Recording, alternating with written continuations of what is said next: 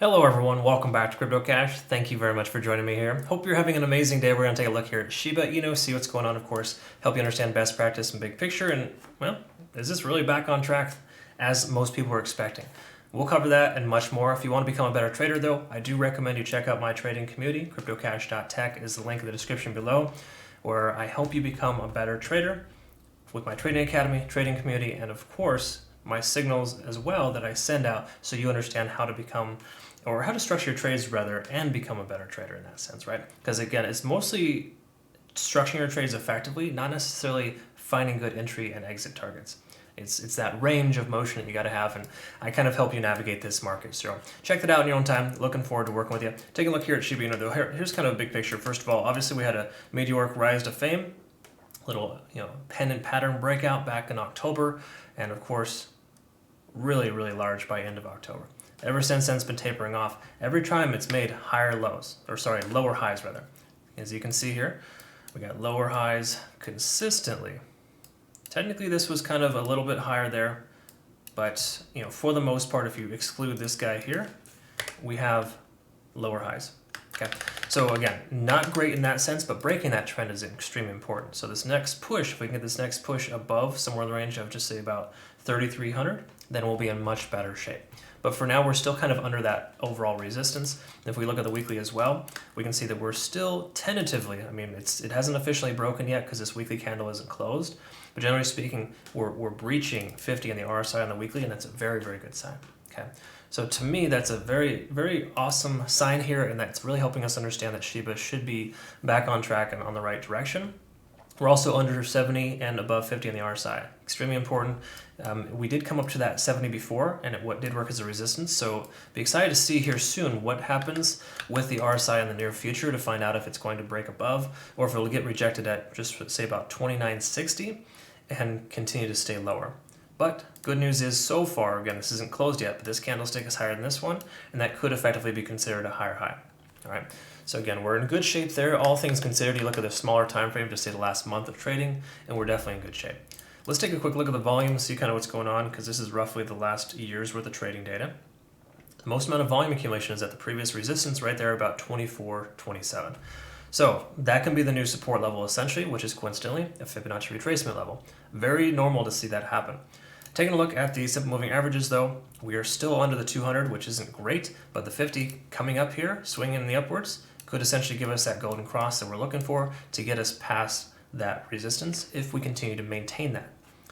Big key level is if, because we don't necessarily know until we get there, but obviously leading into it, we don't have the amount of volume we need to push that level.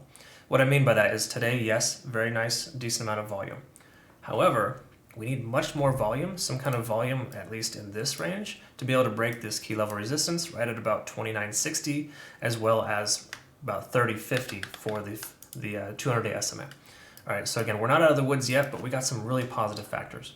Okay, I'd say more good than bad, but there's still some resistances we need to acknowledge and respect. We can obviously see how strong of a resistance this is, about 2960.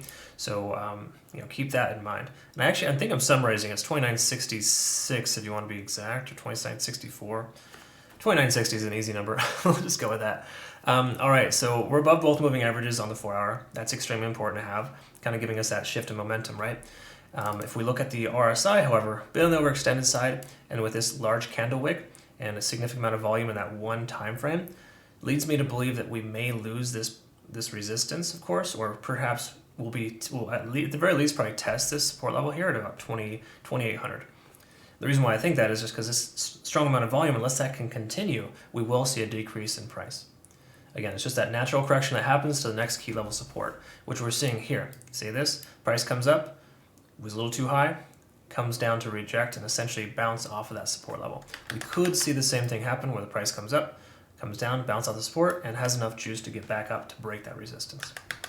Ultimately, that's really what we want to see, is to see the price consolidate at most recent resistance level and establish itself as a new support. Okay, so that's essentially what we're looking at there, but strong, very strong MACD convergence here. So there are, again, a lot of good factors here. The last thing we want to kind of identify is that we're at a 6 on TD sequential. So in this sequence of candlesticks, the last 6 candlesticks, essentially that's 24 hours, has proven to be bullish. It's going straight up. We have roughly 12 more hours of continuation of the upside. That could give us enough juice to be able to come up here and test this resistance. But if not, we'll likely see a rejection at 2960, potentially see a channel between 2960 and 2800. A nice little bounce there. So again, not dire straits by any means, but just note we're getting closer to being overextended. And of course, if you see the RSI on the 4 hour, it is a lot higher than it should be. Again, not terrible. There's more good than bad, but that's just something to recognize. All right, looking at the TD sequential here on the 1 hour, we're at a 4. So realistically, this push, this large amount of volume came in almost just that 1 hour alone. So that 1 hour of push to the upside and this rejection following that leads me to believe that we should probably continue to see the price progress sideways or up based on the overall momentum that it has. So until the volume starts to dissipate, then and only then we can anticipate the price to go down. Okay, but it's proving to have enough volume at this point to hold the price in place. Okay, so again, worst case scenario should be 2800. Better case scenario, it'll retest roughly 3000 or 2960 rather, and then continue higher. Okay. Ichimoku Cloud, everything's green light and good to go here. So there's literally nothing adverse that I can see here from Shiba Inu. It's not extremely overextended, just moderately overextended on the 4 hour. And minus that, the daily looks great. The 1 hour looks pretty darn good. And I would expect that we could see a pullback in the next 24 hours, but between now and then, I think a continuation of the upside is still very likely, pending Bitcoin doesn't take a tumble, all right? Bitcoin comes down to 46,000, which isn't terrible. We want that to happen. Consolidation is standard. I kind of expect Bitcoin to pull back a little bit. We could expect the same thing from Shiba Inu because it is still following suit to an extent.